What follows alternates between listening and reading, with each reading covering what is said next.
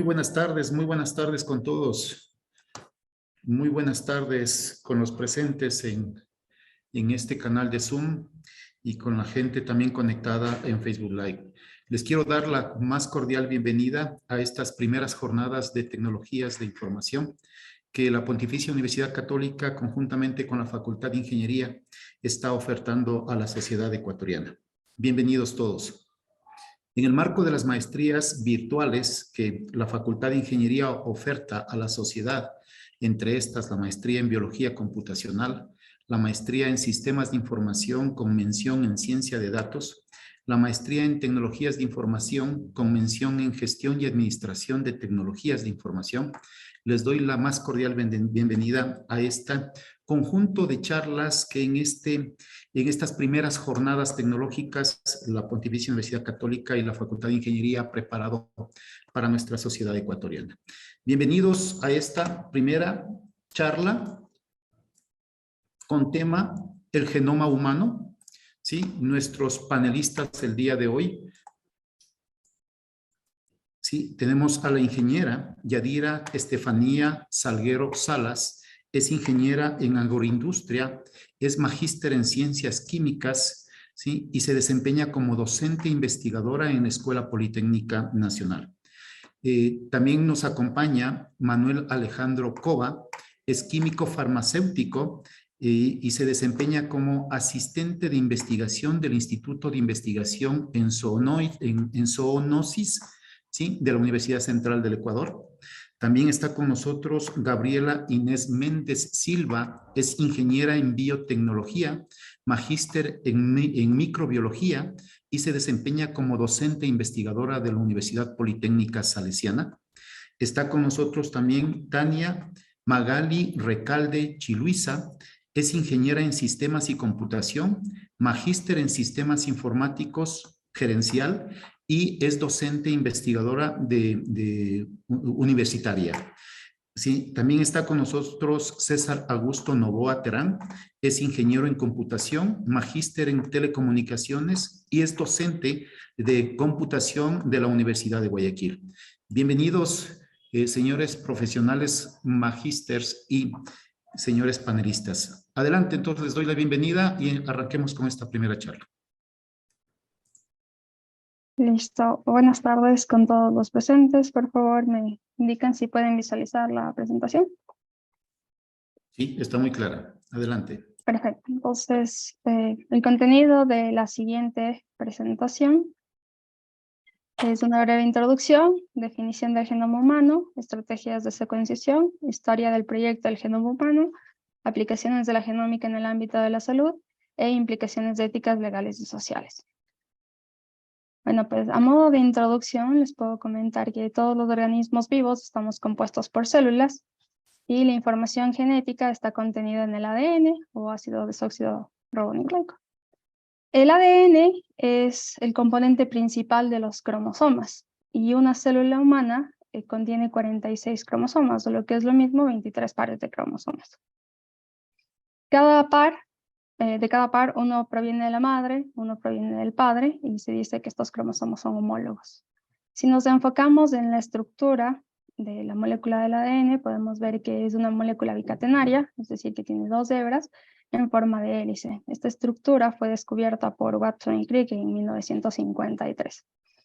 Si visualizamos una sola de las hebras, podemos darnos cuenta que está construida por un conjunto de nucleótidos.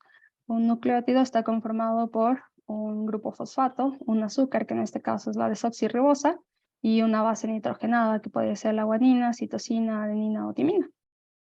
Las dos hebras se juntan debido a la complementariedad de las bases.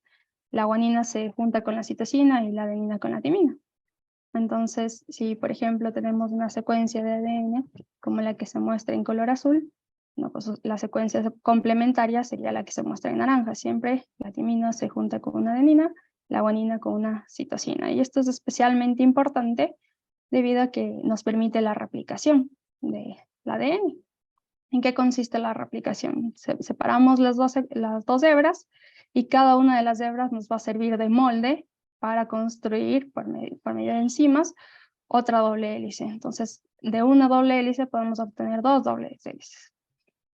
Y una vez replicado el ADN, se puede dividir equitativamente en 2 diferentes células, que serían 2 células hijas. Cada una de estas células va a contener los 46 cromosomas y se dice que cada una es de tipo diploide. Existe otro proceso de división celular que es conocido como meiosis, en el cual la información genética es proporcionada solo la mitad, es decir, 23 cromosomas. Este proceso se conoce como meiosis. Entonces, en los gametos, como son el espermatozoide o el óvulo, existe únicamente 23 cromosomas. Y estos 23 cromosomas contienen aproximadamente 3.000 millones de bases. Entonces, ¿qué quiere decir cuando se habla de secuenciación del genoma? La secuenciación del genoma no es más que determinar experimentalmente el ordenamiento preciso de estos aproximadamente 3.000 millones de bases. Y entonces, ¿qué es el genoma humano? Bueno, pues para esto debemos conocer la definición de genoma. El genoma es el conjunto de todo el ADN de una célula de una especie y los genes que ésta contiene. Entonces, básicamente el genoma humano es el conjunto de todo el ADN de una célula de un ser humano. Ahora, es importante mencionar que no solo el ADN está dentro del núcleo, sino también dentro de las mitocondrias. Entonces, tanto el ADN nuclear como el ADN mitocondrial son parte del genoma. Ahora, es importante definir también lo que es un gen, porque muchas referencias bibliográficas indican que el genoma es el conjunto de genes, y esto no es del todo correcto, porque en el ADN no solo hay genes, sino que los genes están separados por las llamadas regiones intergénicas, y estas representan el 70% del genoma, mientras que los genes únicamente representan el 30% del genoma. Entonces, ¿qué es un gen? Un gen es el segmento de ADN capaz de ser transcripto, es decir, copiado a una molécula de ARN con igual secuencia que el gen. Entonces, este es otro de los conceptos que un poco están errados en otras referencias bibliográficas, pues muchas referencias indican que un gen simplemente es el segmento de ADN que contiene la información para producir proteínas, y eso no es del todo correcto, porque como podemos notar, un gen es un segmento que se transcribe o que es copiado a una molécula de ARN, y no todos los ARN contienen la información para la síntesis de proteínas, sino que podemos tener ARNs de tipo no codificantes, como son el ARN ribosomal, el ARN de transferencia, el ARN pequeño nuclear o el microARN. Este conjunto de ARN se conocen como ARNs no codificantes y son también funcionales. El ARN, que es de tipo codificante, que nos va a permitir la síntesis de proteínas, es el ARN mensajero. Y ese es el que está involucrado, bueno, pues en el dogma central de la biología molecular, que no es más que el flujo de información genética desde el ADN hacia la proteína. Desde el ADN vamos a pasar al ARN por medio de un proceso denominado como transcripción, y del ARN hacia proteínas por medio del proceso de traducción. ¿Sí? Entonces, cada gen que contiene esta información para codificar proteínas también se divide en 2 regiones, que son los exones y los intrones. Los exones son los que pasan al ARN mensajero maduro, ¿sí? Y constituyen únicamente el 1.5% del genoma. Entonces, ya con estas bases podemos continuar con la presentación. Les dejo con mi compañero Manuel. Bueno, para continuar con la presentación, ayúdame, Yadira, por favor, cambiando a la siguiente diapositiva. Vamos a comenzar hablando un poco sobre las estrategias de secuenciación. Las estrategias de secuenciación, y de hecho el tema de la secuenciación es muy importante debido a que nos permite determinar en cualquier tipo de muestra la secuencia de nucleótidos que tiene la cadena de ADN. Entonces, el objetivo principal de la secuenciación es determinar el orden de las bases dentro de una muestra de DNA. Este es un análisis que permite de una forma mucho más detallada conocer la estructura de esta molécula del ADN para identificar muchas variantes dentro del material genético. Existen muchas tecnologías o plataformas que nos permiten llevar a cabo esta secuenciación.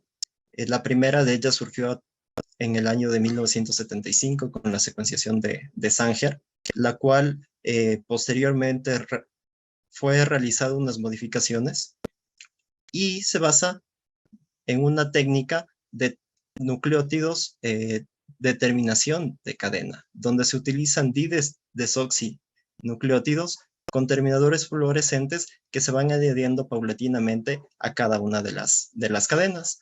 Estos DDNTPs se van incorporando de manera aleatoria para generar fragmentos de diferentes tamaños, como lo podemos ver en la imagen de la derecha. Y estos fragmentos pasan a través de un capilar, donde al final son detectados a través de un detector de señal de fluorescencia para ir identificando esa fluorescencia y por lo tanto ir determinando el orden de las bases de la cadena de ADN. La tecnología nos permite realizar lecturas entre 600 a 1 kilobase, entre 600 a 1000 pares de bases, siempre teniendo en cuenta que los inicios y los extremos de las lecturas suelen tener un poco de ruido en la secuencia y por lo tanto se debe considerar el tamaño del fragmento cuando se quiere hacer uso de esa tecnología.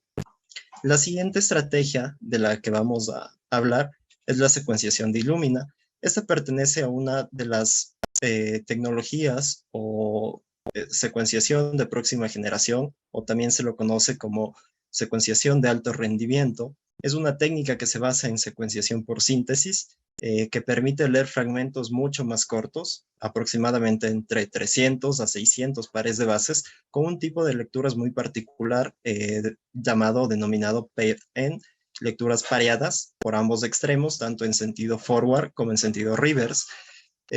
Al igual que la tecnología de Sanger, se utilizan terminadores o nucleótidos reversibles fluorescentes, y la tecnología de Illumina se caracteriza mucho por ser una de las más predominantes o la que está dominando el mercado actual en secuenciación, ya que presenta una tasa muy baja de error de casi el 1% o 1 en cada 1000 bases.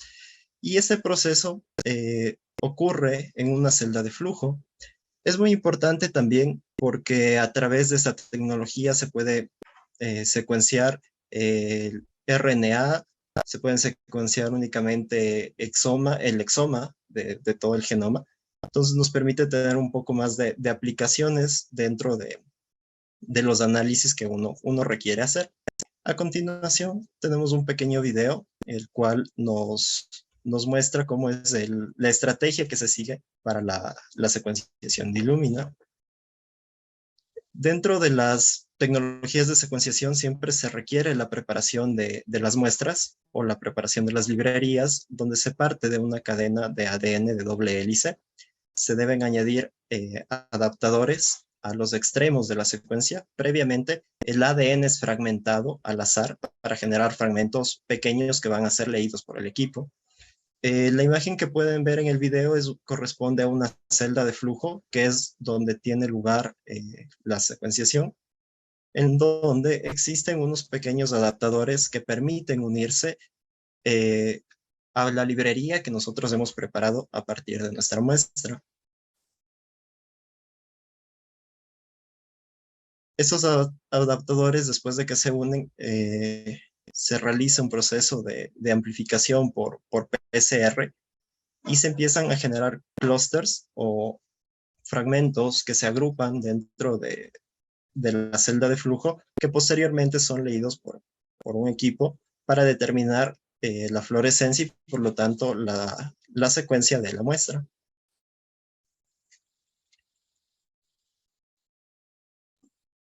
La siguiente estrategia de la que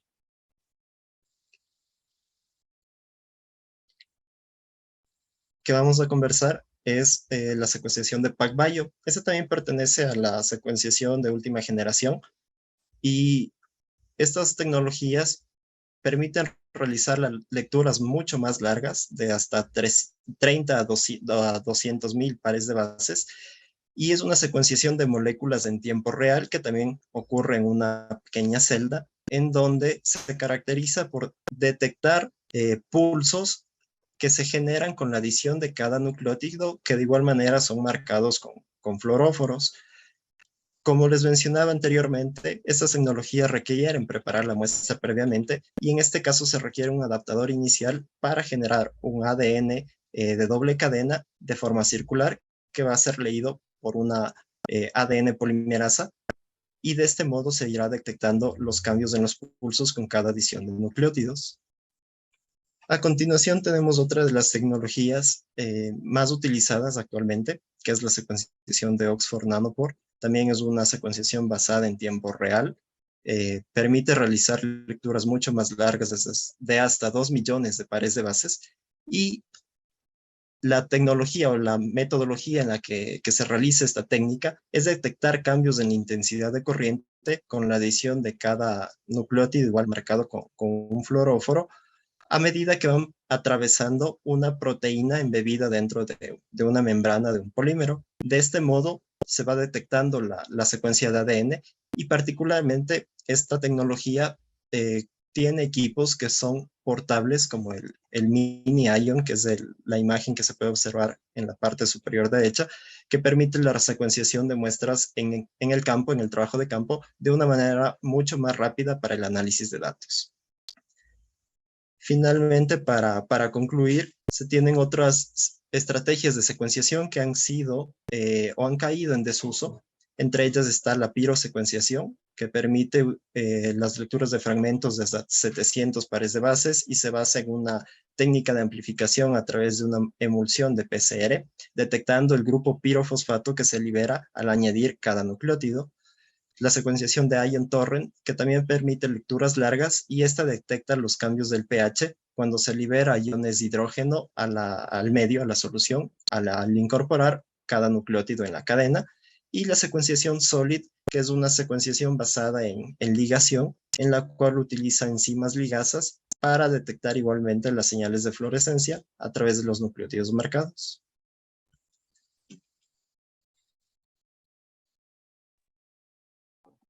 Buenas tardes. Bueno, para continuar un poco con la temática, previamente nos han comentado acerca de lo que es el genoma humano.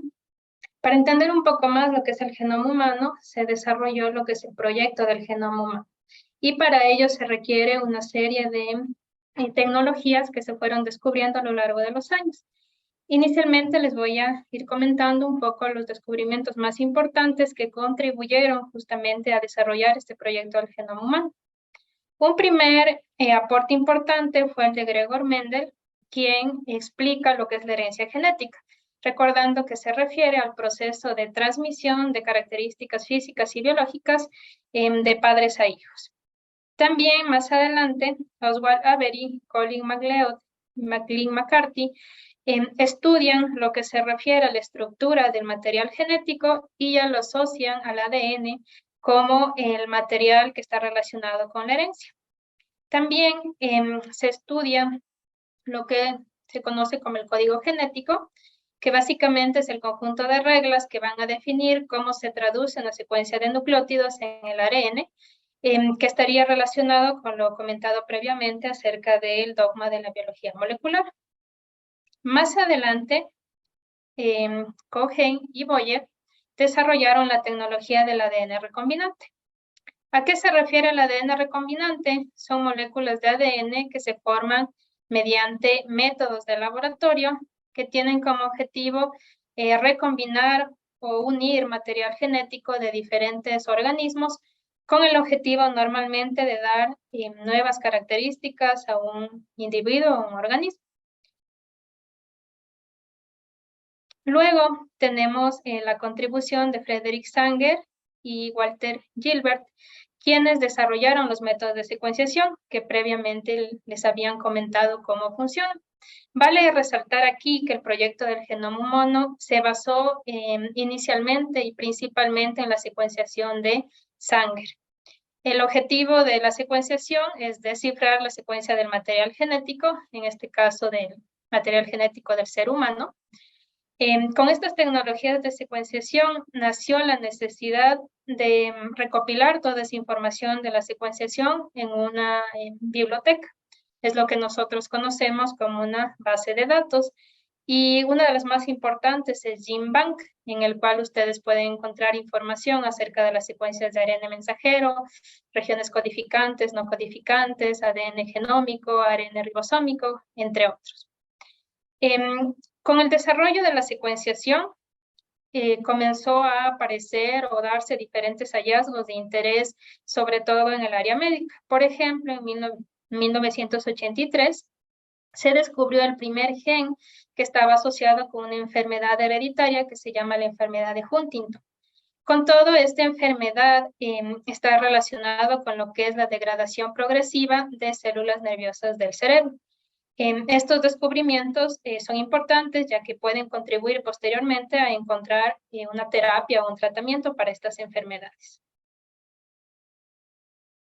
Más adelante, el Consejo Nacional de Investigación de los Estados Unidos publicó un informe acerca de primeros descubrimientos relacionados con el genoma humano, utilizando una tecnología que se conoce como la clonación de cromosomas artificiales de levadura, cuya abreviación son los JAKs.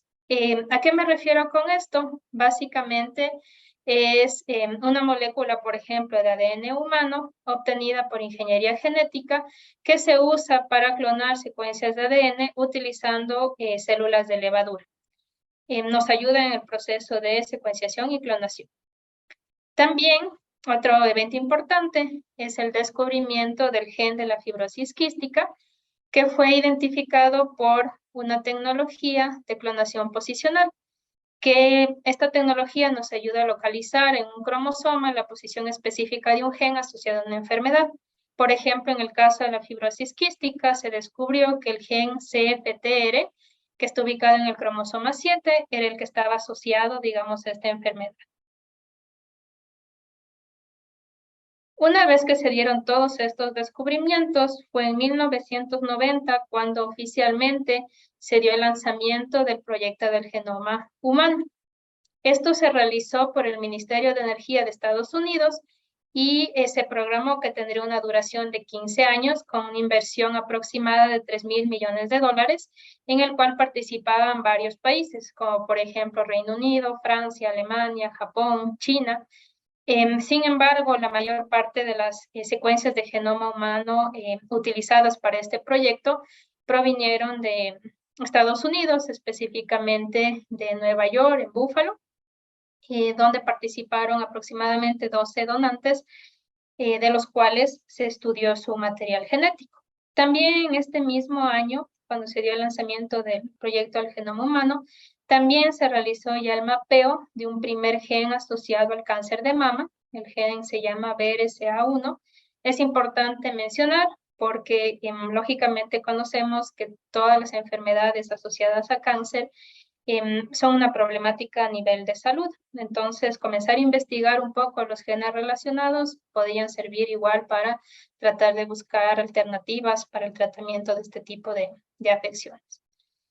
También es importante indicar que el Consorcio Internacional para la Secuenciación del Genoma Humano comenzó a publicar varios artículos científicos relacionados con los primeros estudios del genoma humano y se descubrió que hay aproximadamente entre 30.000 y 40.000 genes en el genoma humano, más o menos en el año 2000. Luego, en el año 2002, el Instituto Nacional de Investigación del Genoma Humano, que estaba también relacionado con el proyecto del genoma humano, desarrolló un proyecto que se llama como HapMap. Este tiene como función encontrar genes relacionados con enfermedades comunes, como por ejemplo el asma, el cáncer, la diabetes y las enfermedades cardíacas, para entender un poco más estas afecciones. En el 2003 se completó la secuencia del genoma humano con la tecnología de secuenciación que teníamos, digamos, en ese entonces. Sin embargo, aún no se conocía con detalle la función de todos los genes y también había varios gaps o regiones del material genético que no estaban del todo detalladas. En el 2004 se publicó la descripción científica de la secuencia del genoma humano y también se llegó a la conclusión que había menos genes codificantes que los que se había predicho en años anteriores. Es decir, inicialmente se pensaba que existían 35.000 genes codificantes, pero en el 2003, con estudios un poco más detallados, se determinó que existían entre 20.000 a 25.000 genes. A la par también, con el proyecto del genoma humano se desarrollaron otros proyectos, como por ejemplo el del microbioma humano. Este se encarga de detallar todos los genomas de los microorganismos que están presentes en el ser humano para posteriores aplicaciones, es decir, ver si probablemente algunos microorganismos que se encuentran en nuestro cuerpo tienen una relación directa con procesos metabólicos, fisiológicos del ser humano. Luego, en el 2016, se comenzaron a crear varias organizaciones que tenían como objetivo analizar y generar datos de todo aquello que en el 2003, que se anunció, digamos, que se tenía el genoma humano completo, quedaba información aún por detallar. Entonces se comenzó a trabajar un poco en esta parte. Y en el año 2018 se publicó el Atlas Pan-Cáncer. ¿Cuál es la importancia de este? Que aquí se detalla toda la información molecular y clínica de aproximadamente 10.000 tumores que se analizaron y que estaban relacionados con 33 tipos de cáncer. Por último, en el año 2022, los investigadores generaron la secuencia ya completa del genoma humano, sin esos huecos que les mencionaba Gas previamente que había aún en cuanto al genoma completo, y se conoce esto como el consorcio T2T, que significa de telómero a telómero, que vemos representado en la parte central de la diapositiva. Lo que nos quiere decir es que se secuenció y ya se determinó con exactitud todos los genes que se encuentran cromosoma por cromosoma a detalle, y también se describió mucho más lo que son las funciones de cada uno de estos genes. En este último genoma que fue publicado recientemente participaron más de 100 investigadores, 33 instituciones diferentes a nivel mundial, y se puede decir que tenemos en un 99% la estructura y detallado lo que corresponde al genoma humano. Ahora, a continuación, les van a detallar un poco cuál es la importancia o las aplicaciones de haber analizado y determinado cuál es la secuencia completa del genoma del ser humano. Bien, gracias Gaby. Para continuar, vamos a analizar un poco las aplicaciones del estudio en genómica y esto del genoma humano en el ámbito de la salud. Ya sabemos, o por lo menos al inicio, Yadira, mi compañera, mencionaba que el ADN contiene todas las características, todas las instrucciones que el ser humano necesita para funcionar, ¿no? Y esto está realmente muy, muy ligado con la salud. Entonces, ¿cómo influye el ADN en nuestras características y en nuestra salud? Se ha vuelto algo muy, muy importante, o una herramienta que los médicos actualmente utilizan para tratar enfermedades. Bien, dentro de las aplicaciones vamos a ver algunos aspectos como en el diagnóstico, prevención, tratamiento, monitorización y pronóstico de enfermedades, así como el seguimiento epidemiológico, nutrición de precisión e investigación. Bien, en el campo del diagnóstico, sin lugar a duda es uno de los aspectos más usados o más conocidos dentro del ámbito médico. Existe la causa ya conocida, o sea, se conoce la causa de más de 3.000 enfermedades, y todas estas están alojadas en unos repositorios, unas bases de datos que permiten tener a la mano esta información al personal médico y con ello hallar solución para los problemas de sus pacientes. Cuando un personal o cuando un médico tiene una sospecha que el paciente tiene una enfermedad genética, en concreto, ¿no? Es posible analizar el ADN del paciente para ver si es portador de esa mutación, revisar, analizar el gen responsable de esa patología, y si el paciente tiene efectivamente esa mutación, confirma el diagnóstico clínico basado previamente en sintomatología del paciente.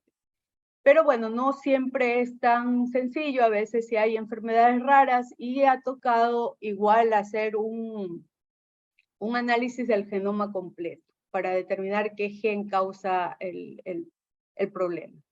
Bien, este diagnóstico genético de enfermedades se puede realizar tanto en adultos como en niños y también en la fase prenatal. Bien, el siguiente aspecto es en la prevención de enfermedades. Como ya lo dijimos, ya se conoce la causa de más de 3.000 enfermedades. Entonces, este conocimiento de estas causas genéticas de muchas enfermedades ha permitido prevenir su aparición, tratando que por lo menos que en las próximas generaciones no padezcan de enfermedades hereditarias. Bien,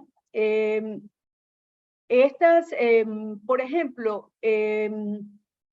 en cuanto a anterior, un ratito, por lo general, aquí cuando se habla de la prevención de enfermedades, se habla de que las personas que son portadoras de alelos de riesgo para enfermedades recesivas, cuando son parejas, cuando las dos tienen estos alelos, tienen un alto riesgo que sus hijos también tengan estas enfermedades. Entonces, una opción siempre va a ser la adopción u otros métodos, ¿no? Bien, en cuanto al tratamiento, hay algunos enfoques o algunas aristas que se va a tratar con respecto a la investigación de fármacos. Tiene que ver con la producción de proteínas terapéuticas recombinantes, terapia génica, vacunas, medicina de precisión. Bien, entonces veamos la siguiente diapositiva en donde se va a hablar sobre la investigación de fármacos, que es precisamente el ver cómo el ser humano tiene, cómo metaboliza esos fármacos y se puede crear o se puede diseñar medicina para que vaya con estas moléculas directamente al gen que causa algún tipo de enfermedad. Bien, en la producción de proteínas terapéuticas recombinantes, muchas de estas proteínas terapéuticas, como lo vemos en el gráfico, en la siguiente diapositiva. Bien, gracias. Vemos que se introduce, si vemos bien, ahí hay un plásmido y un gen terapéutico, ¿bien? Esto se une y hace un plásmido recombinante, lo que hace que se logre crear o expresar la proteína que nosotros queremos, en este caso la proteína terapéutica que va a ser utilizada por el personal médico para un determinado tratamiento, ¿no? En la terapia génica quizás es una de las más, en donde el estudio de genética es mucho más directo, ¿no? Porque consiste en esencia en la utilización de instrucciones genéticas, ya sea de ADN o de ARN, para curar o tratar una enfermedad. Con el mayor conocimiento de las causas biológicas de las enfermedades genéticas y el desarrollo de mejores herramientas para introducir, modificar o inactivar genes, cada vez se dispone de terapias génicas aprobadas para ciertas enfermedades. Bien, en vacunas, ahora por lo que pasamos recientemente, bueno, estamos atravesando el tema de la pandemia, estamos muy familiarizados con este término de las vacunas de ARN mensajero. Bien, entonces, obviamente el papel del estudio genético para crear estas vacunas en torno o basados en ARN mensajero, ya es una realidad.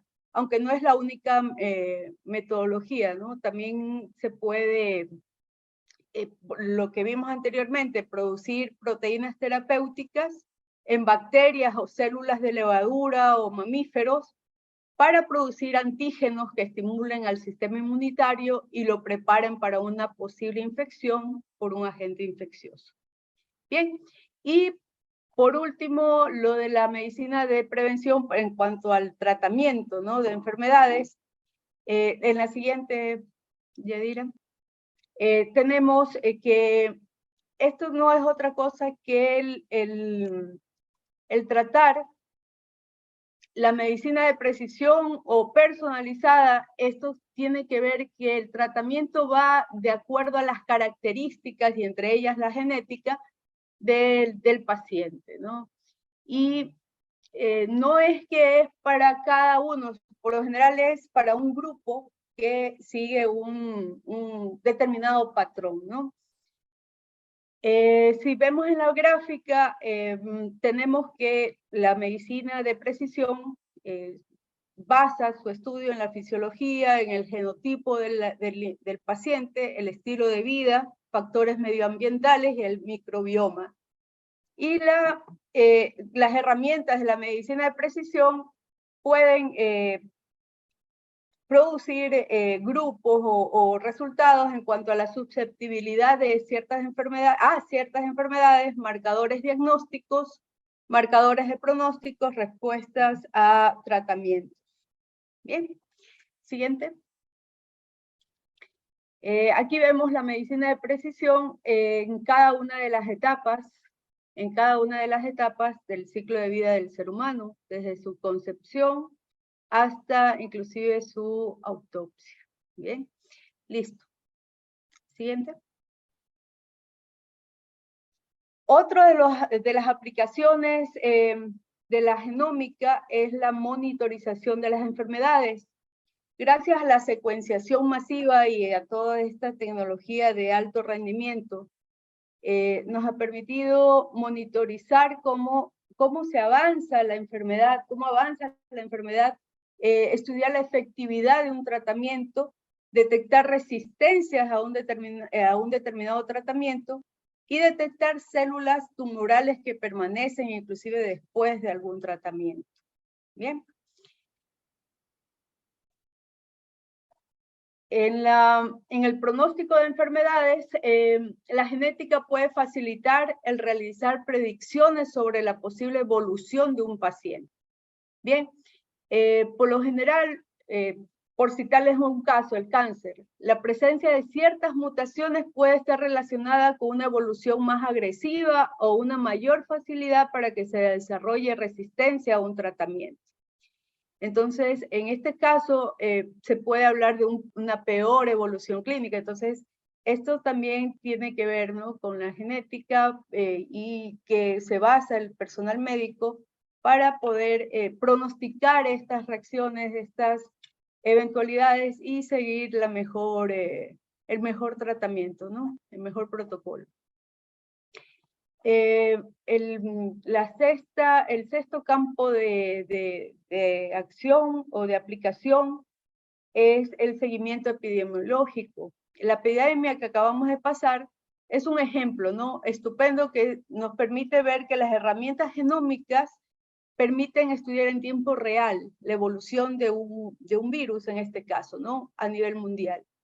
Ya veíamos los resultados en tiempo real de cómo iba mutando gracias a que se hacía secuenciación masiva y en distintos lugares. Y esto también gracias a la computación de alto rendimiento y basado en la nube, que permitía tener información a nivel global y con todos los equipos médicos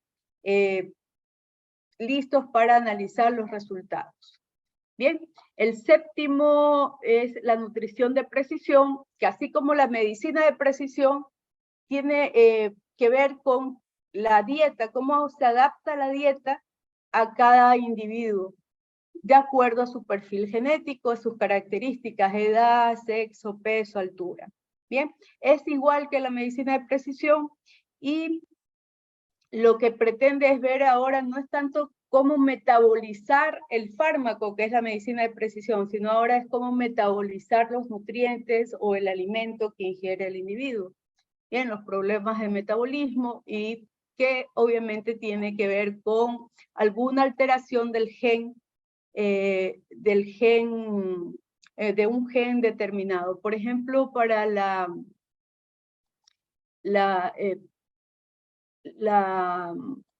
intolerancia a la lactosa, por ejemplo, tenemos ya reconocido que es el gen de LCT, que es un gen que tiene alguna mutación y por eso crea esta intolerancia a la lactosa. Bien, y por último, y no menos significativo, el campo de acción en la investigación de enfermedades siempre ha salido de un laboratorio básico o base, todos estos estudios en genética y que ha permitido desarrollar grandes avances. Dentro de los avances les puedo citar el PCR, clonación de ADN, ingeniería genética, análisis de expresión de células o tejidos, creación de modelos animales, entre otros. Bien, listo. Dejo a mi compañero César Novoa para la última parte que tiene que ver con las implicaciones éticas, legales y sociales. Muy bien, continuando. Todas las aplicaciones que hemos escuchado nos generan un entusiasmo y a veces unas expectativas, pero no obstante, también la sociedad. A veces por desinformación, pero a veces son preocupaciones muy válidas. Tenemos el concepto de bioética. Cuando se hacen estos avances científicos, por lo general se reúnen comités de bioética que tratan de regular de una manera cómo se llevan a cabo estos experimentos. Entonces la bioética promueve los principios para la conducta más apropiadas del ser humano con respecto a la vida, no solamente de las personas, sino de todos los seres vivos y sobre las condiciones aceptables para que se desarrolle la vida. Ahora, ¿cuáles son las preocupaciones? Podemos avanzar. Las preocupaciones que surgen en la sociedad, preocupaciones válidas, porque ya es una realidad, ya tenemos un conocimiento y este conocimiento se lo está aplicando. Entonces tiene que ser regulado de alguna manera. Por ejemplo, en el campo de la reproducción asistida, aquí pongo un ejemplo, Perfect Match 360. Un sistema innovador que garantiza la asignación de la donante más adecuada atendiendo a criterios fenotípicos, como la etnia, el color de los ojos, de pelo, la altura, la complexión, grupo sanguíneo. También hace un completo análisis genético, detección de más de 600 enfermedades genéticas. Esto podría ser bueno de pronto para personas que tienen problemas de fertilidad, pero también alguien podría pensar en la cuestión de discriminación. No voy a emitir juicios de valor, solamente enuncio preocupaciones. Siguiente diapositiva. Actualmente ya existen nuevas investigaciones que permiten editar genes. Por ejemplo, menciono el caso el editor genético CRISPR-Cas9. En el 2018, un científico chino, He Jiankui, por medio de esta técnica, escogió a parejas que en este caso el progenitor masculino era portador del VIH positivo. Y luego a través de estos procesos de modificación genéticamente desactivó el gen que receta o que facilita el ingreso del VIH a las células. Aparentemente es una finalidad buena. Podría ser un logro científico grande. Sin embargo, hubo una conmoción en la ciencia cuando se realizó este avance. Entonces, de todas maneras, hay preocupaciones con respecto a qué modificamos dentro del genoma humano. Ya estamos hablando de palabras mayores. Siguiente. Otras preocupaciones, potenciales experimentos de clonación humana. Bueno, alguien diría, está prohibido, pero sin embargo ya se hizo una clonación de la oveja Dolly hace ya muchos años. si ya se hizo esta clonación, pues estaríamos hablando de que prácticamente estamos en capacidad de hacer experimentos con clonación humana. Para hacer esta clonación de la oveja Dolly, se utilizaron 277 embriones y una cuarta parte de las ovejas murieron antes de nacer. Muy bien. ¿Por qué alguien podría pensar en clonar seres humanos? Bueno, de pronto replicar, estratégicamente hablando, para un Estado, de pronto gente muy valiosa, gente de pronto eminencias científicas, para prolongar supremacía de pronto del conocimiento. O sea, ¿no? Entonces todo esto tiene que ser regulado. Siguiente. Algo que ahorita es muy normal, manipulación genética de los alimentos. En algunos países prohibido, en algunos aceptado. Por ejemplo, en Estados Unidos, el 75% del maíz que se produce es modificado genéticamente. Entonces son maíces resistentes, son maíces de alta productividad. ¿Qué pasa, por ejemplo, con este maíz? El maíz que, bueno, hay muchas variedades, pero en particular una variedad del maíz es afectado por una plaga que se llama, bueno, un gusano que afecta al maíz y que le afecta mucho, llamado taladro. ¿Qué sucede con este maíz modificado? Se le ha implantado, es un producto transgénico, significa que se le ha implantado el gen de una bacteria, se le ha mezclado ese gen en el maíz, y este gen hace que el maíz genere una toxina que mata al gusano. O sea que el gusano, en vez de comerse el maíz y matar al maíz, ahora el maíz mata al gusano. Lo que pasa es que no sabemos si de pronto alguien más puede verse afectado. Entonces, muchas agrupaciones ecologistas, como por ejemplo Greenpeace, protestaron contra esta empresa, aduciendo que se estaba extinguiendo la mariposa monarca, que las abejas, porque son contaminación cruzada, van a posarse en esos cultivos, ¿no? Eso no se puede controlar. Entonces, menciono esto porque esto ya sucede. O sea, al ver alimentos transgénicos es muy común verlos en los diferentes supermercados. Muy bien, siguiente. Ahora bien, tiene que haber una regulación. Entonces, la primera regulación que surge es en el año 1948, que tiene que ver con la Declaración Universal de los Derechos Humanos. ¿Por qué menciono esto? Porque, bueno, bajo el contexto de la guerra, pues, hubo el genocidio nazi, hubo muchas violaciones, barbaries contra la humanidad, ¿verdad? Hubo experimentos, incluso médicos, de parte de los nazis contra los judíos, por cuestiones raciales, o sea, supremacías raciales. Bueno, esta Declaración Universal de los Derechos Humanos, pues, inspiró y allanó el camino para la adopción de más de 70 tratados de derechos humanos, que todavía rigen actualmente. Entonces es importante porque todavía nos regimos bajo esta declaración. Siguiente diapositiva. Con respecto y bajo el contexto del proyecto del genoma humano, en el año 1997 surge la Declaración Universal sobre el Genoma y los Derechos Humanos. Pero en el año 97 todavía estaba el proyecto en marcha, son 25 artículos de carácter muy general. Entonces luego surge algo ya más específico. Siguiente diapositiva. En el año 2003, ya cuando tenemos ya el proyecto del genoma humano prácticamente finalizado, ya surge la Declaración Internacional sobre los Datos Genéticos Humanos y que trata sobre la recolección, tratamiento, utilización y conservación de los datos genéticos. Aquí se establece ya de forma muy precisa objetivos, alcances, se definen términos, se define las finalidades de estos datos, qué finalidades se les puede dar, cuáles no. Conceptos como la no discriminación, conceptos sobre recolección, consentimiento, revocación, derecho a información, asesoramiento genético, las finalidades médicas autorizadas. Tiene que ver también con el tratamiento, el acceso, privacidad, seguridad, la utilización de los datos, cómo se van a conservar, la finalidad de esa conservación, cooperación internacional, destrucción, etc. Eso es, digamos, el marco sobre el cual los diferentes estados que suscribieron esta declaración, pues bueno, pues adaptaron sus leyes a esta. Siguiente diapositiva. En el Ecuador, ¿qué pasó? Bueno, en el Ecuador, obviamente,